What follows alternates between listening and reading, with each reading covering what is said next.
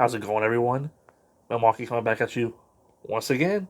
And today we are going to be discussing Batman, Eye of the Beholder by Tony S. Daniel. Let's get into it. Bruce Wayne is back, and he orders that Dick Grayson put an end to this Catgirl nonsense and send her to a boarding school outside of Gotham. Meanwhile, these new characters come to town. We ultimately find out that her name is Peacock, and she's trying to buy property from Bruce Wayne in Crime Alley for reasons unknown. Turns out that a character we thought was dead, the Sensei, has tracked down Peacock because he's on the hunt for a sentient mask known as the Beholder. It's here where Riddler shows up and he drops a bombshell on all of us. Apparently, he has a daughter named Enigma. It's here where Dick Grayson Batman gets overwhelmed, so Robin makes the save, and Dick decides that he's going to go after Sensei and Peacock while he assigns Robin to go after Riddler and Enigma. Catgirl, having defied Dick Grayson's orders to leave Gotham, ends up leading Dick Grayson Batman to this Chinese restaurant so Dick Grayson can confront the Chinese butcher who's supposed to know where the Beholder is in Gotham City. Batman and Peacock ultimately end up defeating the Sensei while he wears the mask of the Beholder. It turns out he wasn't the worthy one. It was actually Peacock's brother or whatever. The mask is broken in half. Sensei takes one half of the Beholder mask and flees, whereas Peacock grants Dick Grayson control of the other half, and she leaves Gotham, and that's that. At the end of the story here, we get a little tease for what comes next. Riddler, he's collecting his payment. Turns out he was working for someone this whole time, and it appears like it's going to be a female Two-Face. But, things aren't always as they appear, huh?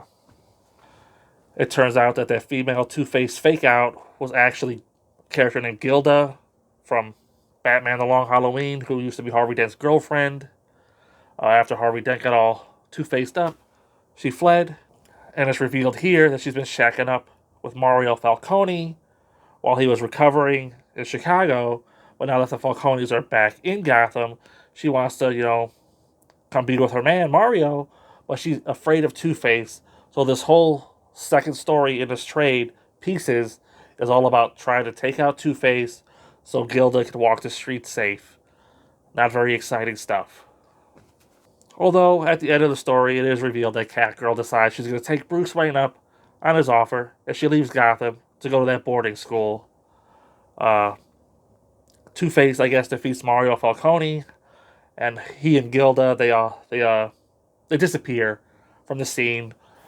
And who knows where they go, because the New 52 is next, and honestly, who really cares? I couldn't really believe it. When I was reading this volume, I found myself actually liking a story by Tony Daniel. If you follow my previous reviews, I kind of felt like his stories were just like throwing things at the wall, seeing what stuck. I feel I like a lot of artists turned writers. They kind of have that thing where their art is good, they have a vision, they have an idea where they're going, but the execution of like the writing portion on their way there just is lacking, at least in my opinion. But this story was pretty fun. You had a lot of colorful characters. Catgirl was back. You had Peacock, Enigma, a lot of stuff that was coming out of left field for me that I was actually enjoying. But then I noticed something as I was reading. And this is the second storyline in a row that Tony Daniel has written about a sentient mask that controls people. Because back in the Life After Death story arc, right, it was the Black Mask that was controlling. I won't say who it was controlling, but he did say the Black Mask was controlling that guy to become the Black Mask and go out there and commit all these heinous crimes, right, in the name of Black Mask. Well, here we got these people looking for the Beholder, which is another sentient mask that causes people to, do mass murder and all this stuff. So, I'm wondering, should I penalize Tony here for telling the same story twice? I don't know. I thought when I was reading it that maybe it would be the Black Mask, that the Black Mask had repurposed the mask, and that Dick Grayson had it all along. But no, it turns out it's two separate masks, and the mask was found under a statue of Thomas Wayne, of all people. Totally random, right? Yeah, with Catgirl, leaving Gotham, Makes me wonder, is it time for Catwoman to have a protege? It wasn't a bad pairing, and her being Katrina Falcone made a sort of sense. If you go back to like Catwoman's origins and Batman Year One, her going up against the Falcone family, now her mentoring this young member of the Falcone family, it made a certain amount of sense. Uh, Enigma, Riddler's daughter, we find out that she's not really his biological daughter, but she's just some crazy who attached herself to Riddler, and I don't know if she ever shows up again. But she was fun. It was different. I'll say that. So yeah, surprising myself. I actually found myself enjoying the first half of this trade, the Eye of the Beholder story. Like I said, the piece of story that followed it was just not as good in my opinion.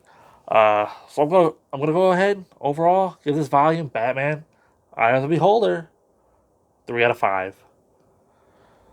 So until next time, I'll see you there.